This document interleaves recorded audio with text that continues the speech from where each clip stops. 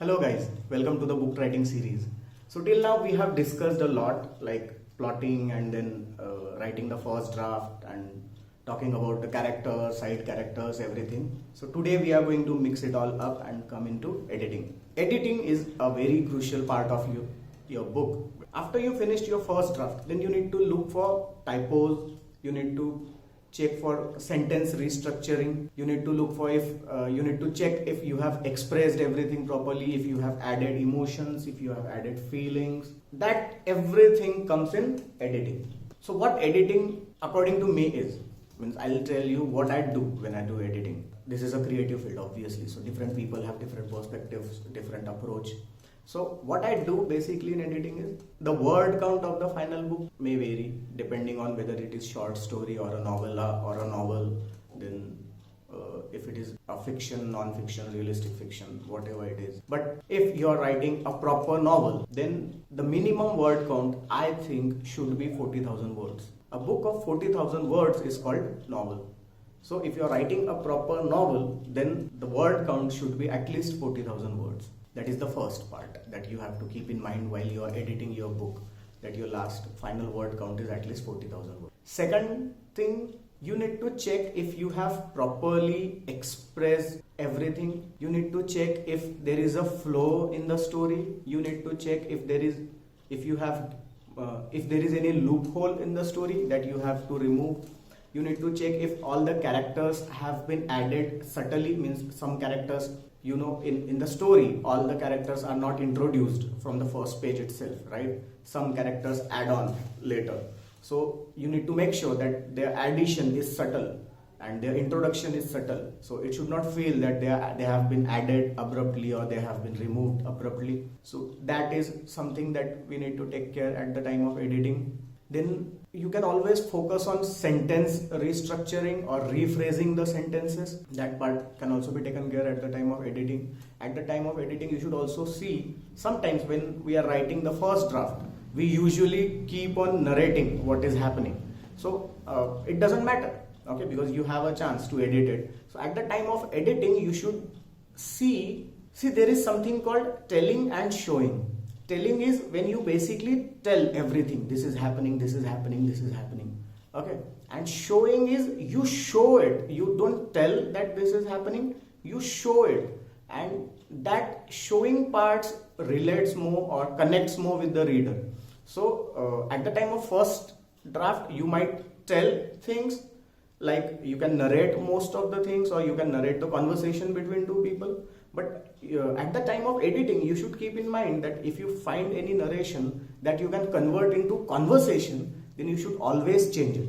At the time of editing, you should change it from narration into conversation. Once this all is done, then your editing is done. Then it goes to professional editor, right? So I would like to give you a suggestion that never to depend on the professional editor. You should give it to the professional editor. They polish it and they make your novel look a little better. But they do not add anything in it. They do not add any value, much of a value in it, and they do not change your novel, right? So you should always keep in mind that you should not depend on the editor. So I would personally say that you should keep on editing your novel as long as you start to feel that you cannot add anything more in your novel, and then you should give it to the editor. What I mean by this is, if you have edited your novel once, then you should not think that, okay, I have edited, now give it to the editor. No, edit it again. Read it again. Means read it again. If you find any discrepancy, change it. Then you finish it, you read it again. Then if you find any discrepancy, change it again. You keep on doing it until and unless you start feeling that now this novel is written perfectly. You first need to satisfy yourself. You need to understand that your novel is worth reading. If you cannot read your novel 5 to 10 times, then you cannot expect someone else to read it once. You should be able to read your novel again and again until and unless you feel satisfied that you have made it nearly perfect. And then you should give it to the editor. Do not depend on the editor.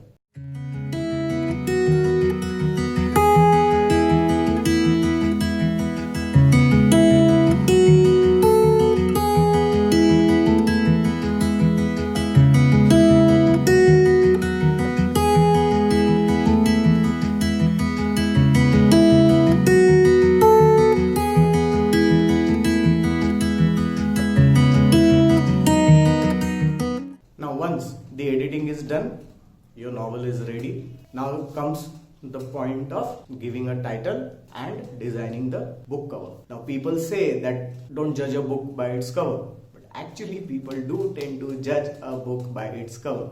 You should keep it in mind that any person who is holding your book in the bookstore, or who is, let us talk about both the things, okay?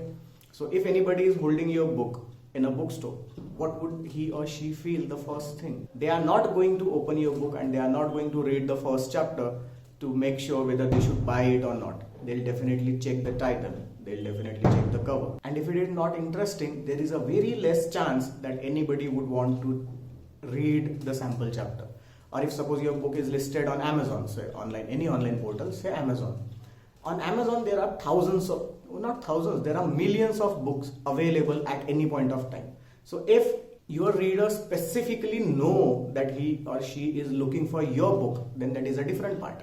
But if the reader is not specifically looking for your book, then he or she would scroll on Amazon pages. So what will happen? Just let us say I'm searching for a book and I'm not sure which book to read. So what will I do? I'll open Amazon page. I'll type romantic novels, because let us say I want to read a romance book. I'll type romantic novels. I'll start scrolling and I'll stop at the page that would look impressive. Means the cover page that would catch my eye would be the one that I would stop at. So you can simply understand how important the cover page is. Then second thing that I would check is the title. If the title doesn't feel intriguing, I would not want to buy it, because there are so many options. I can always scroll down and check for another title. So you have to make sure that your title should be really intriguing and your cover page should be good. So what do I mean by that? Your title and your cover page should tell a story. Your title and cover page combined should tell what the novel is about. For example, if you look at this novel, this is written by me obviously. I have told you so many times. So I don't need reasons, I need you. This tells that it is a romantic love story, and this tells that someone proposed to someone and trying to say that he or she doesn't need reasons, he just needs person. And from the cover page you can simply tell that the girl is leaving the guy, means obviously the guy loves the girl and girl does not love the guy, and this title resonates with the story. Now maybe not everybody would be interested after knowing what is happening in this novel. I don't care, because being an author I'm already prepared that not everybody is going to like my book. Okay, so there is a particular section of people who would like this story, who would like this type of a story. So if other people do not like it, it does not matter. Or if other people do not buy this book, it does not matter. But the particular section who are interested in love stories, who are interested in college romance, and who are interested to know what happened when the guy proposed and the girl left, what happened, what must have happened between them, that would be the question that would pop up after reading the title and seeing the cover page.